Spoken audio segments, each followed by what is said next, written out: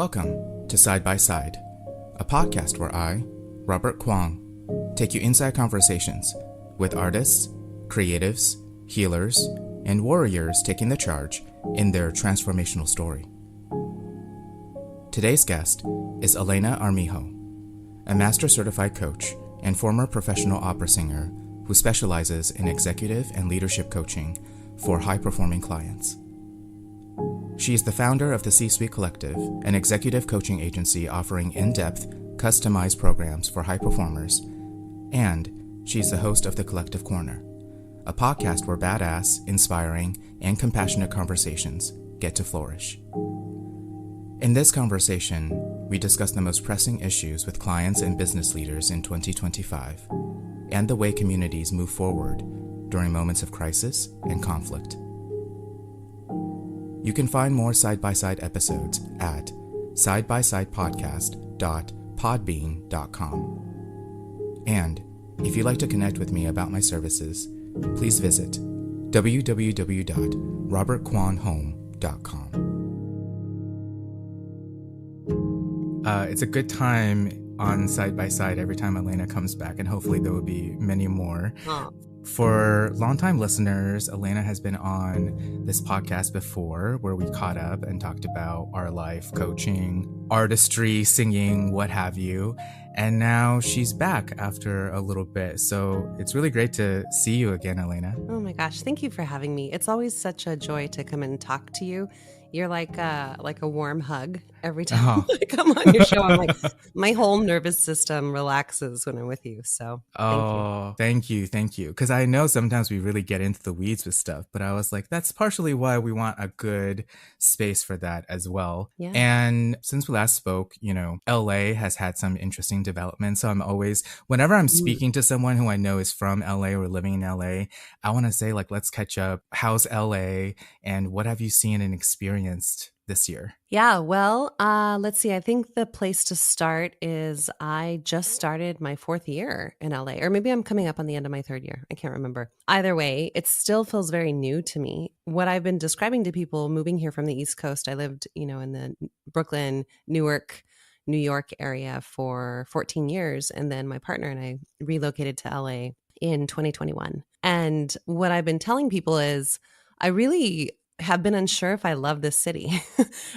I've moved. I grew up in New Mexico. I lived in Seattle for 3 years during, living there during grad school. And I'm pretty quick to adjust to places, especially being traveled through singing. There were a lot of different countries I visited and places that I was at temporarily. So I don't tend to have a hard time grounding into a place. And for some reason, LA was difficult for me. I've really been fighting not liking it here. And part of that was I'm learning the New York mindset. When you bring it here and try to fit it in with LA, it just does not work. LA is like, we don't want that. We don't got place for that here. And I get that. It's really unfair to LA to bring that mindset here. And yet I was having a hard time meeting people. I loved the land. Like, I love the nature. I love the water. I love the space. There's so much space here that we didn't have on the East Coast. Right. And still there was something inside me that was like nagging. Is this my place? Is this where we're going to be long term? And I couldn't get a solid yes. And then the fires happened. And that, to me, I did not expect to fall in LA during the fires. And that's actually what happened. We watched people come together in communities and support each other, just like people did during Hurricane Sandy in New York and other big events in different cities. And I'm surprised that it took that, a big event like that for me to actually see the city. So I think that's probably all on me. It has nothing to do with LA, if I'm being honest, and more about my context and the way I view things. But I really got to see a side of people that people don't often lead with here. They don't lead with vulnerability. They don't lead with connection and community, or at least not out loud in circles if you're not a part of those circles. It's very community oriented if you're in community circles. It was really special to see the whole city open up its heart and embrace just supporting people that were affected by the fires. And it didn't matter what income class you were or where you grew up or what, all the things that people were seeing in the news that don't live here. people were on the ground and they were helping. Yeah. And there's something about that that just had me go, okay, I get it. These can be my people, right? And we tried various ways to help as well, but there were certain times where we tried to help that they had way too many volunteers. It would have been Mm-hmm. us being in the way. Mm-hmm. And so to me, again, these were just signals that there's a lot more here to learn and to embrace. Yeah, thank you for sharing that because not being in LA right now, although I did also recently make a cross country move. So I think that's partially why I wanted to ask you about that as well. People have a lot of doom and gloom about both the fires and also sometimes just LA in general anyway, whether it's the industries or the place itself. Yeah. Actually, somewhat similar to New York. People talk Mhm. about a certain jadedness in these big cities that attract a lot of people Yeah. and very aspirational people at that. So thank you for sharing some of the community experiences rather than maybe like more of like the headlines that people tend to get first, right? Yeah, I just think, at the end of the day, people are people. And even in a bigger city, they really find their humanity during times of crisis. Yeah, absolutely. I'm curious what's been like a running theme in your work that you've seen, let's say maybe in the last year or the last few months, certainly. Maybe we can start there, particularly knowing that you work with a lot of women, a lot of people in leadership. Generally, when I speak with coaches, there tends to be like if the issue comes up with one person, it tends to come up with a bunch of people Oh, around the yeah. same time. Oh, So, yeah. what's been like the latest in your one on ones and in your work? The latest flavor has been C-suite executives that are going through immense change. So I think a lot of that has to do with our time period in our country. We were in an election year last year. So that holdover from the change of government into this year really impacts everyone in the United States and really the globe, as we're seeing now. So, all of my leaders or people that are working on leadership skills or expansion of how they lead or who they want to be in the face of it has really changed course. Hmm. And I would say that it's less about developing a skill and more about crisis mode and resilience. And I really thought that we had kind of gone through that. We definitely went through that back in 2016 with George Floyd. And then we went through it again with COVID in 2020. And I thought, man, we've really learned resilience as leaders. And now I'm finding this last year that we're being called to more. And there's all kinds of reasons I think I believe that Yeah. as a coach and a human myself, like my own Yeah. personal beliefs. But that's been the theme for the year. Where can we ground in quicker? Where can we bring heart quicker? Where can we get the team mobilized together? Where can unity and trust occur? Trust has been a really big word in my space for the last year with all of my clients because a lot of trust has been broken along the way. And so while they're trying to lead these big movements or industries or organizations, they're having to find ways to source themselves quicker. And that really is, I know it's a bit of a context, but there is less time, less physical hours for them to do self-care the way they might have done when it's not crisis mode. So we're really in a lot of conversations about what does it look like to take care of yourself during crisis. That seems to be the theme for the year so far. Thank you for being willing to share that and to be kind of clear about it. Yeah. Sometimes in conversation, we can spend a lot of time. Our goal is to avoid certain things or to minimize certain things. But Mm-hmm. then the conversation that we're having now is we're in it now. There's Yeah. no trying to avoid it or minimize it. It's here. What's next? What's the next decision? What's the next thing you got to look at? Yeah. Yeah. So thank you for that honesty about that. Which is different seasons of leadership, right? Because it's not that these clients haven't worked on other things in different years or different Hmm. styles of coaching that they have brought forward. But I think I used this analogy on a client call a couple weeks ago where, I said, if you're the difference between a doctor who works maybe in a hospital that is in one wing that isn't crisis mode versus a doctor that works in the ER and is always in triage. What's the difference of self-care that those people need? How do they train differently? What is their mindset? What is their level of empathy for themselves? When I use that metaphor, my client got really clear, like, oh, this is triage time. This isn't actually let me do my normal mode of operation where I would go slower or want this to go differently. We all want it to go differently, but we are in triage. So now what? Hmm. Right. And that was a really useful conversation for that client. for you, what's been like the biggest illusion, or let's say maybe false narrative, even if they were true, let's say once upon a time, but now it's just simply is not the case anymore? Have you Mm, experienced anything like that, like almost a veil? Because people have spoken about having that experience since the pandemic, mm, basically, mhm. of experience of veils being lifted again, and having for us to confront certain things, right?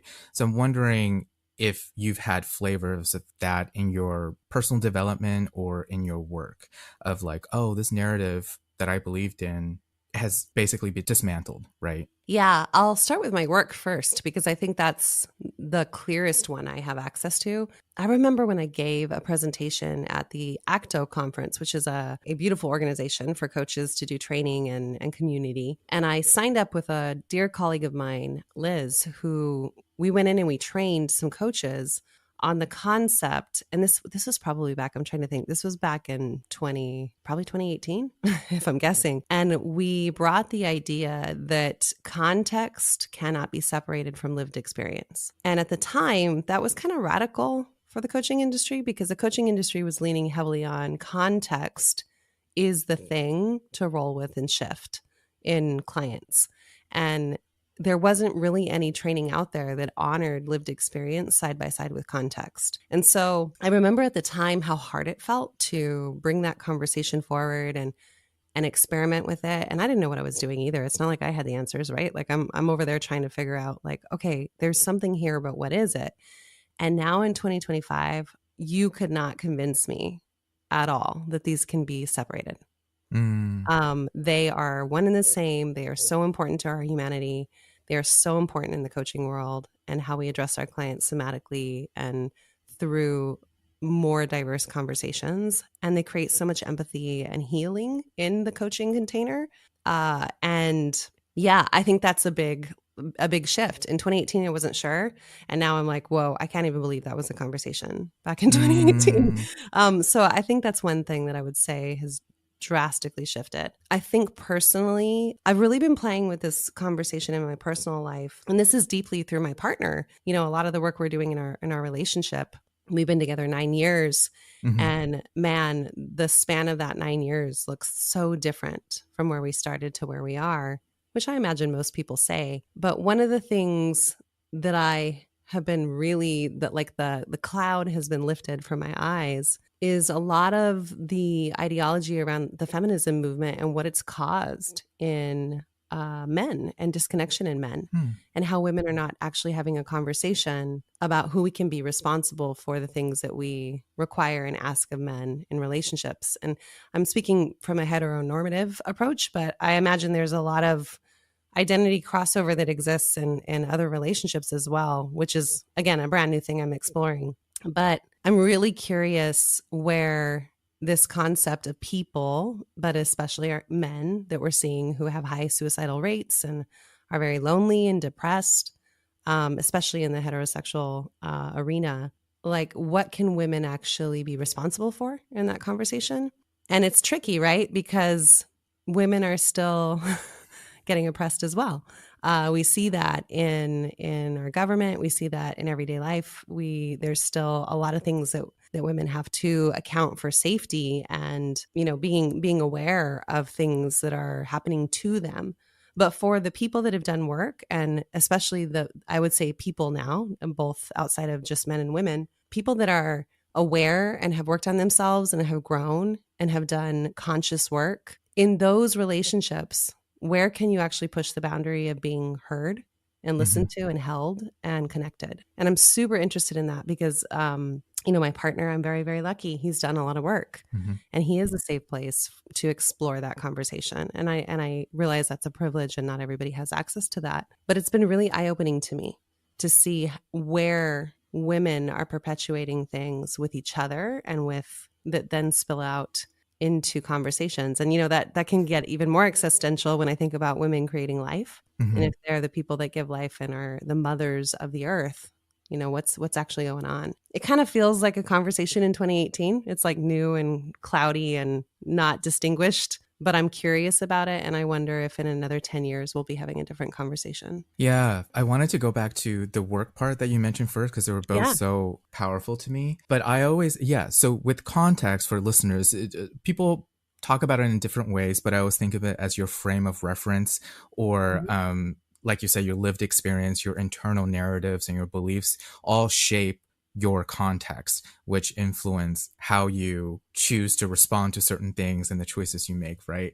And I always struggled with that because I saw so much power in saying that's just a context. That's just your context, right? Mhm. But it was very difficult to not make it feel like a personal issue when I knew there was no structural possibility about certain Ah, things. beautifully said. Yes. Does that make sense? So Yeah. I knew, like, for example, the hospital you work at, the company you work for, there are certain things you have to be clear about, right? Mhm. And so within coaching, we think of infinite possibilities. But there are times where I feel like in order to do that shift, I had to disidentify from myself, which was just not possible, but also for people who have tried for any reason, it's a deeply painful experience, right? It Extremely just, painful. Yeah. yeah, it's like a lifelong failed experiment, or it can leave you Yes. feeling that way. Yes, and I actually think it's why we're losing some people to coaching, right? Like meaning like people don't even want to entertain coaching is when they don't see the ability to find themselves in a different story or context that they want to try on without leaving themselves behind. Then some people are just out. They're out of the conversation. And that Hmm. to me is really sad because it could go another way. Yeah, absolutely. And I've trying to hold the both and multiple things are true has been something of trying to cultivate, but harder to kind of articulate sometimes, like you're Yeah. talking Yeah, about. for sure. And then second part about relationship of people of different genders and things like that. Obviously, that's an Mhm. ongoing conversation. Mhm. It's something that's deeply impacted me and my relationships for sure. So I Mhm. guess my overall question is, I'm curious what you've seen, what's changed for particularly women in leadership over the years, how women in leadership see kind of these issues, gender-based issues and things like that. And I don't know if there's been Yeah. change over the past few years or just some things that you feel like is more important now about that. I think there has been change, which is good news. I think if we look at an older generation, let's say the 80s or the 90s of women that were in leadership positions, so C suite roles, senior vice presidents, senior managing directors, like top of their professions, right? Typically, there weren't many of them. So there weren't a lot in the room to begin with. My perception, which again can just be my lens, is that a lot of women from that era had to be a certain way to get there.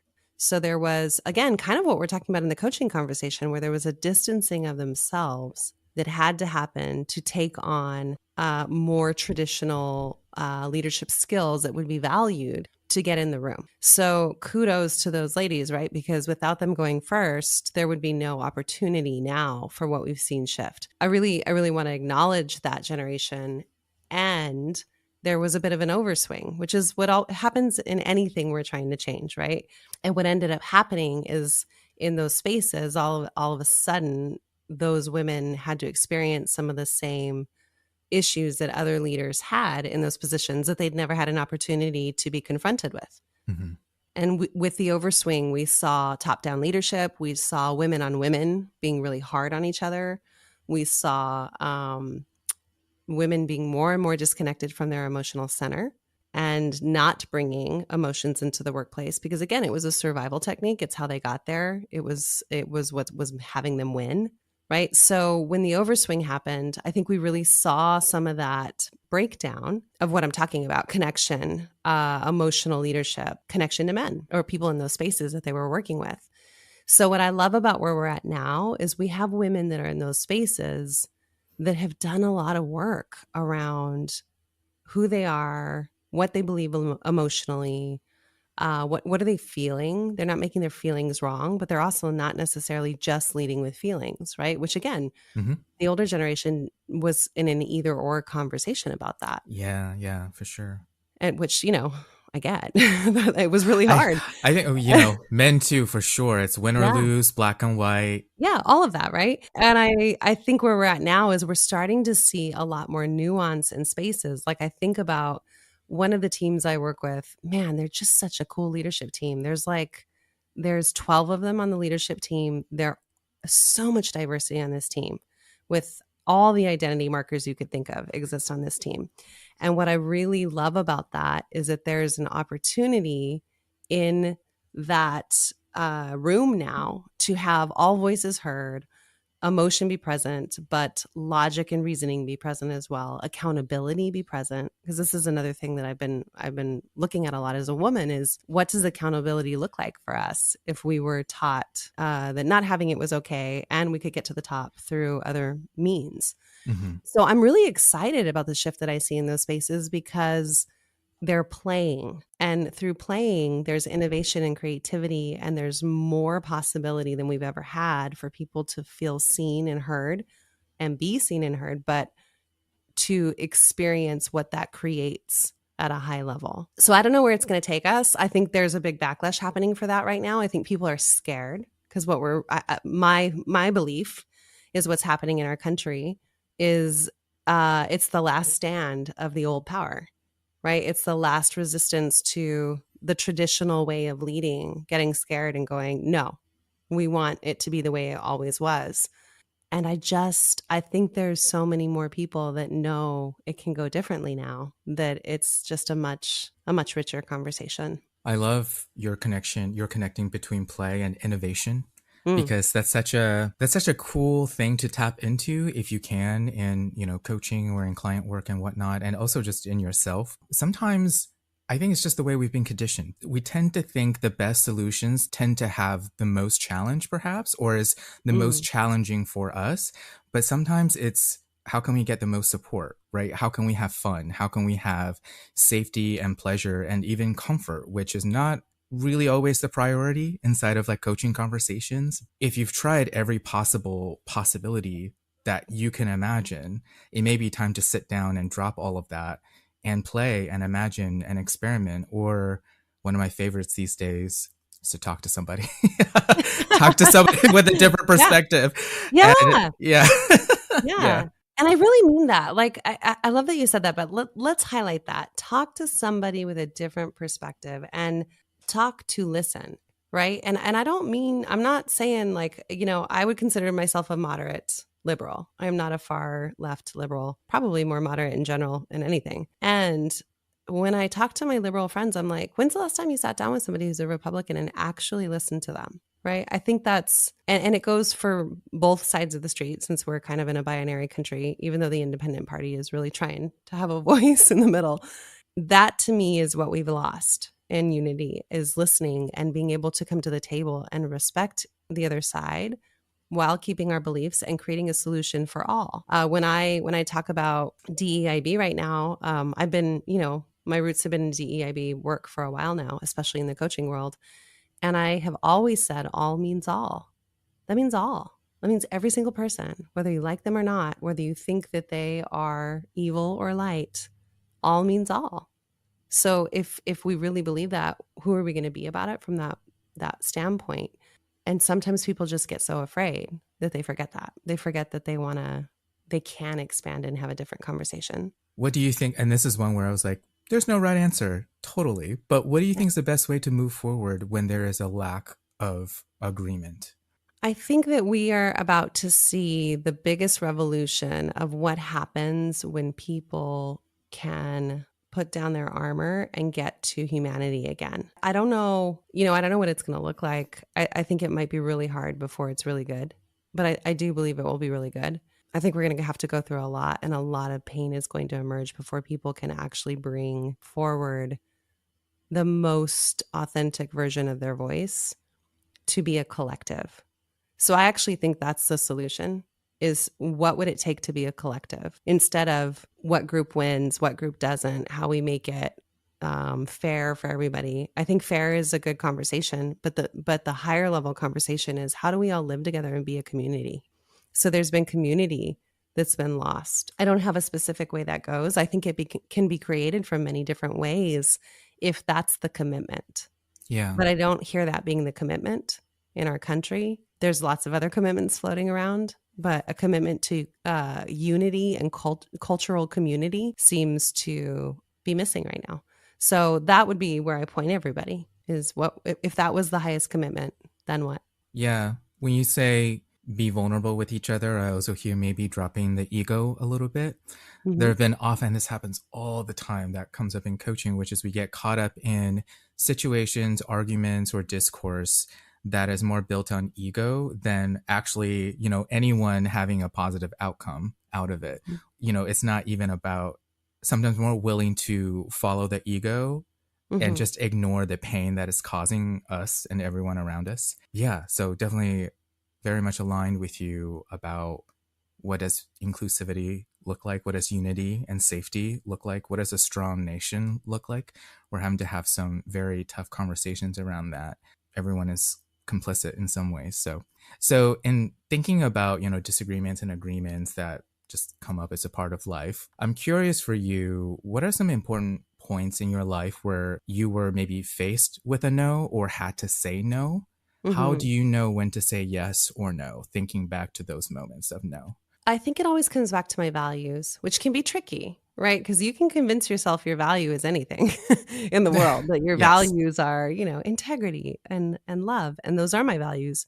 But when they're used as a weapon, that's where it gets a bit sticky, right? So when I've had to say no to something, honestly, it's the collective mindset. I'm thinking recently of something with my company where I was thinking about moving it forward into something else. Or I should say, it's not my company; it's actually the collective's company, the TCC. We recently have expanded, and now we are all owners, or the partners that have chosen in are owners, and are becoming a true collective, which is what it was born to do. It was always meant to be that way. And the thing I noticed is that when there was a disagreement in the space about who we are, what we're going to be, the place that had me say no and keep moving was when there was a detriment to more people, to the entire collective. So again, if the commitment is the collective, right, then it was holding that commitment through some really tough conversations. And that's not easy because there's pain and people get hurt. And as a leader, did some wonky stuff around like armoring up and being defensive myself. And I learned a lot that I still really trusted the vision, and I'm still trusting that. I don't know. We'll see where we end up, right? But that's the path I chose. And what I notice is as long as I can remember that my way is not the right way, but it's a way that I choose, then more can arise. But if I'm choosing it because my way is the right way, or I need Mm-hmm. you to agree with my way to change your mind or your opinion or your lived experience, that's my telltale sign that my ego is involved and that this Mm-hmm. is not actually a conversation that's useful Mm-hmm. for the commitment. Yeah. So I think I've been, that's kind of been my check in with myself. And then, I mean, most recently, I have ADHD, and I didn't know that. yeah, I didn't, I'm 44 and I didn't know it till I was like 40. So, Okay, there you you go. know, I'm learning about it too. And one of the things that I know about my ADHD is that if I don't actually take care of myself, which sometimes looks like slowing my brain down, sometimes it looks like letting my brain run, right? Like going Yeah. out for a walk Mm-hmm. and listening to a podcast and listening to the birds and talking to my dogs and doing all the things at once. Like that, sometimes that can be really fueling for me. And sometimes meditation and slowing down, which I hate meditation. I got to just be honest. Like I do it and I commit to it. I'm doing Yeah. it 60 minutes a day right now for the last like 7 weeks. And man, it's a struggle to get on that mat for me. I'm not one of these people that loves it and enjoys it and can sit there. When I'm in it, I I understand the benefit for my soul and the connection with Mm. spirit. And when I miss it, I can tell that I've missed Mm-hmm. it because I'm not clear or focus. But I don't love it. So even something like that, right? As an example of Mm. where am I willing to choose from commitment instead of enrolling myself to love everything about what I see or what I believe. Yeah, interesting. That's very like neutral, detached of you, almost. Like I don't have to love it, but I'm committed to it and I know why I'm doing it, basically. Yeah. I'm clear. Yeah. It's almost like, not to get too woo woo, but it was almost like then your emotions can be whatever it needs to be. You're already clear, Right. almost. Yeah, Yeah. which was a big deal for me because there's parts of myself that I don't love that I've been trying to change for my whole life instead of just letting Yeah. them exist and be okay, right? Sure. Yeah. We all So do. Yeah. that's part of a practice of that is Hmm. can it just be okay that I don't love it, Right. you know? Sometimes that's very freeing. Yeah, I felt so. It certainly gave me the innovation that I needed to take it on, because before in my life, I needed to love it to do it, and that was Hmm. just like a losing game. I was never gonna get on the mat from that place. That's so true because, it's almost like, what am I doing this for? What do I get out of it? Which is Mhm. such a transactional way of us thinking about our daily Yeah, lives and what we choose to do, right? And yeah, for sure. but also like an hour, holy cow. It's I crazy. I know. I don't know. for We'll for see. someone who's like, I'm in deep struggle, I was like, 2 hours a day, babe. I don't know. Maybe you're Yeah. not. Yeah, exactly. And that's true. If somebody was like, "You need to be on the mat for 3 hours," I would be, "Absolutely not." So, You have your maybe limits. there's Okay. limits to that. Absolutely. Yeah. Yeah. Yeah, So, yeah. and is it, just curious, is it like seated, or are you someone who's like, like a walking meditation is meditation Oh, as yeah, well? no, seated. It has to be seated and focused Okay. because otherwise my brain will focus on other things, right? Walking around Yeah. and Yeah. doing Yeah. other things. So, so for me, it's seated. Yeah. But it's also so true. My partner has ADHD, and sometimes it's like, what do the kids say? Bed rot, whatever, brain rot. Oh, yeah. Yeah, yeah. They're like, I need to like, I don't want to like engage with something intellectual right now. Please give me my bubble. And then other times their way of resting is like, I'm gonna knit like 3 hats this weekend, and it is Yeah. genuinely Yes. relaxing. You know Yes. what I mean? It's just like thing, Yeah.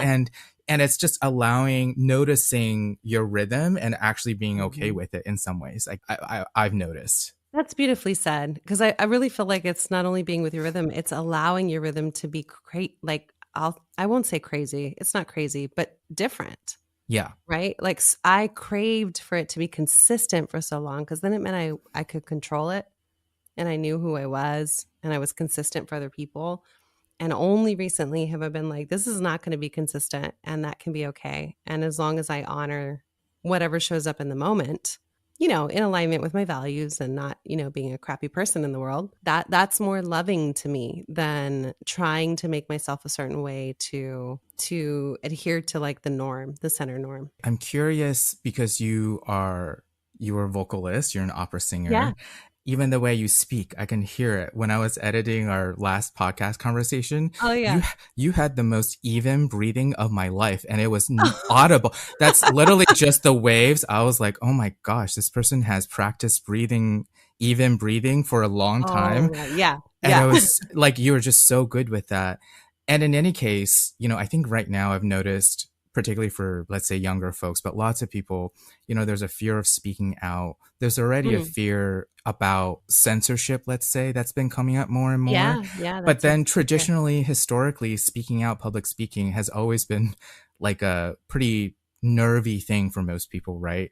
And Yeah. so I wanted to ask you, just like, I suppose, tips and tricks, or just like your perspective around how can people get comfortable with speaking up. The thing is, even when they don't want to, because another consequence of not speaking up is just complete disengagement. If no one Yeah. speaks up in a Exactly. group session, nothing happens. Exactly. Well, the tips and tricks are nervous system regulation. Yeah. So, when I used to get on stage, I used to squeeze my hands and dig my nails into my hands because it reminded me that I was alive or that I could feel my hands and that I was there before I took a step on stage. Hmm. Same thing when I was actually on the stage speaking or singing, I would feel my feet. It was constant, like sending breath to my feet. And all of that was just resetting my nervous system to be able to ground it into the ground physically wherever I was. Because when I get nervous, I tend to lift out of my body and come from just my head and disconnect from my body. So I think the first step is noticing, what does your body actually do when you're afraid? Because Mm. everybody's body is different and you might need different things. But if you're disconnecting, just some ways to actually ground your body again. If you're feeling too heavy in your body, then we need to do the opposite. We need to actually like send a beam of light up through your head, right, to the universe, or different modalities that have you lift your body out of the ground instead of sinking into the ground. So I think the tips and tricks are different based on what you're doing. I think breath breath to me is the most magical thing we have on this earth, outside of herbs for medicine or Western medicine or food. Any of that can support us in our nervous system, but breath is the one thing you have that you have instantly attainable to you while you're living. And breath cleans out so much. It cleans your blood literally in your body. The blood oxygen cleans itself out when you're breathing. And most of us don't know this, but you tend to walk around using only 20% of your breath capacity as a human. So it's only people like singers or athletes or people that are needing more breath to create something that understand or get the awareness that there's so much more breath available to us than we know, because you don't actually need a lot of breath to live walking around every day in life. So I would say to people that are nervous around speaking out, explore how much breath you actually have to ground your body or to expand your lungs or to do square breathing or tactical breathing from the military to reset your nervous system, because breath is key in any sort of vocalization. It's actually the thing that makes your vocal cords work. It's not your vocal cords, right? It's the breath that's going through your vocal cords that makes them ring and sing and speak. So breath is really magical. And I don't think it gets enough credit, in the world. I think I've had about the same amount of conversations with vocalists as I do with like Buddhist or meditation teachers about breathing, because they're both super vital, because there's something about the musculature of like we're in our body, but I think there's like an intangible spirit as it's attached to our voice and what we think and feel. It's such an important part of us to nurture. And yet I see, my partner is teaching in university now, and there's just a lot of disengagement as a result of just people not using their voice. I think opera and singing is one breakthrough. And I've also heard, for collaboration, learning how to collaborate and have those skills, do some chamber music. So again, it goes back to the arts and humanities for me, find the breakthroughs there. Yeah. Well, I wanted to answer the second part of your question, because I think it's really important, which is the speaking out, right? Especially when we're afraid. So the way that I have been thinking about this question is that it's exactly what you said. Not speaking out costs you your dignity and your soul in the long run, right? If you're swallowing something or you're staying small to stay safe, on one hand, there is a physical safety aspect of not dying, like speaking out and not dying. So I think you got to choose who you're going to be in this world and what that will cost your soul when you are taking your last breath in life. And that's a tall order, and it's a large ask. And it's a privileged ask for some, for those of us that have the ability to even do that. I was recently on a call with my coach. I think this was like in January, right after the elections. And I was like spinning out. I was like, this is going to get bad, and people are going to get deported, and people are going to get put in prison and disappear.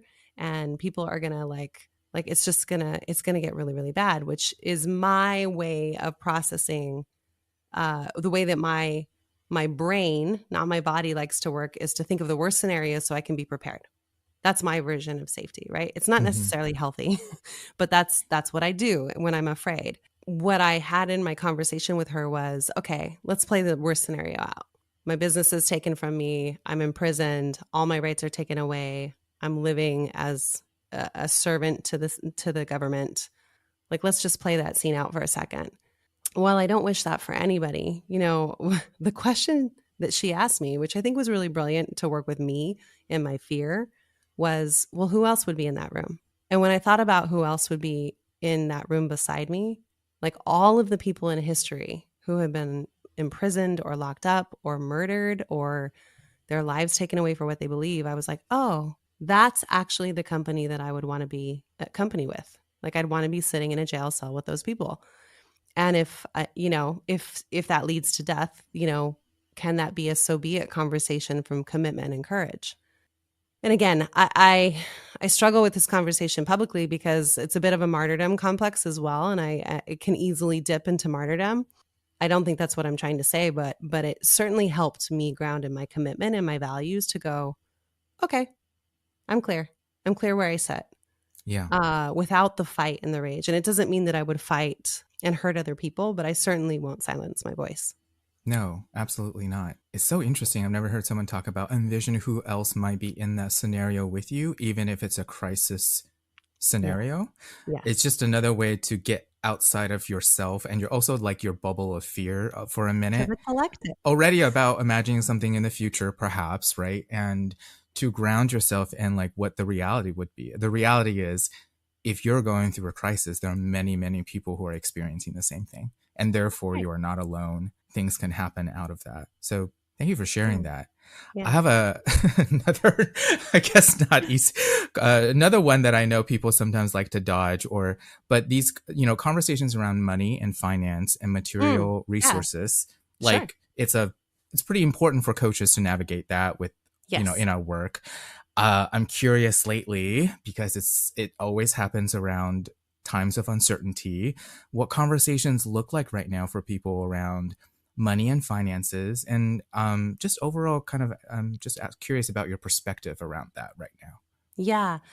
I'll speak from the lens of being a coach rather than my clients, because I think clients, depending on their industry and where they are, they might be in different conversations around that. But in general, as a coach, the way that I've approached money, and I think has been a really successful way to approach it, is that the work works, and if I trust my work, then everything else will fall in line. So it is a big trust piece with me in the building of my business.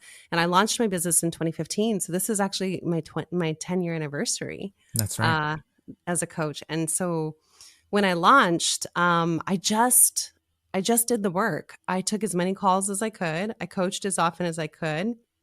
I remember charging $5 for a cup of coffee when I first started coaching versus where I am now. I'm at the top of the market as what coaches make. I would say I'm definitely in the top like 3% of what coaches make in the world.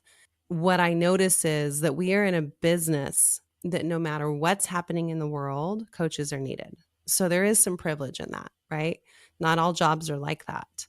And I really believe that no matter if times are good or times are bad or times are in between, coaching is a good industry to be in if you can really trust the work works. So that's number one. Number two is diversify. I meet a lot of coaches who want to go down a road with one niche. Mm-hmm. And while I completely respect and honor that that might be who you love to work with, me too. I have my lane that I love to operate in.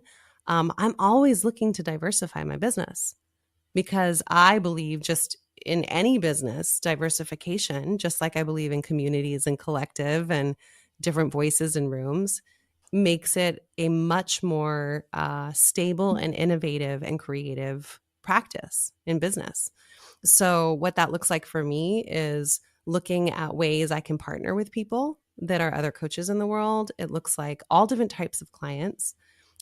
I still have sliding scale slots for people that I love to work with that can't necessarily afford me. I love working with innovators and creative people. I love working in industries I don't necessarily agree with, right? Like that's another way to diversify my portfolio as a coach. And I love, I've just started recently to get interested in boards and investing in businesses I believe in. So I think you got to think multidimensionally when it comes to the energetics of money, because if it's just transactional, like we were talking about everything else today, it's a very limited game that you're playing with the energy of money.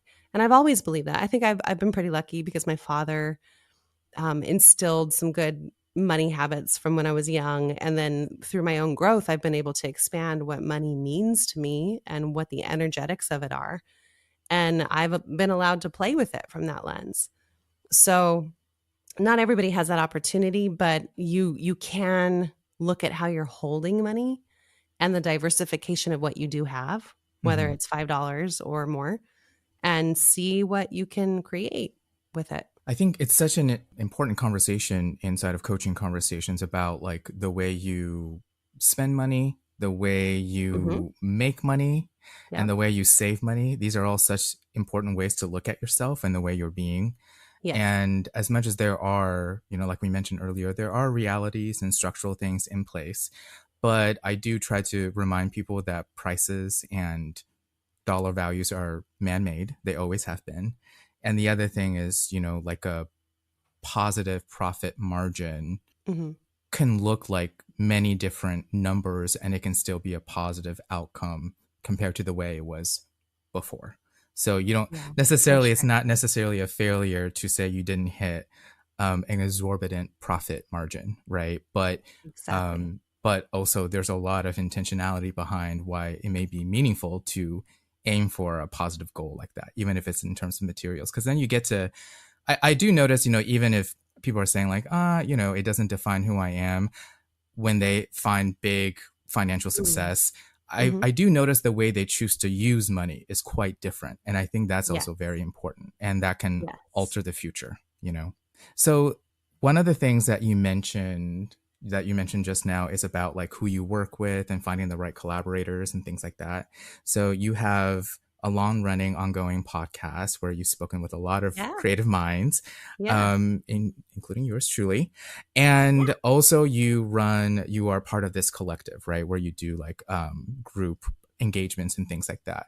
So I'm just curious, what have been some of your maybe favorite guests or podcast moments that were like light bulb moments for you? I know Hmm. sometimes I have those, but also just some of your favorite collaborators.